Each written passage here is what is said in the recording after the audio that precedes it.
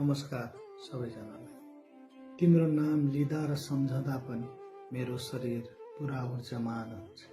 म देखाउन त सक्दिनँ कसैलाई तिम्रो चित्कार सुनि मेरो मन कति भक्कानिन्छ।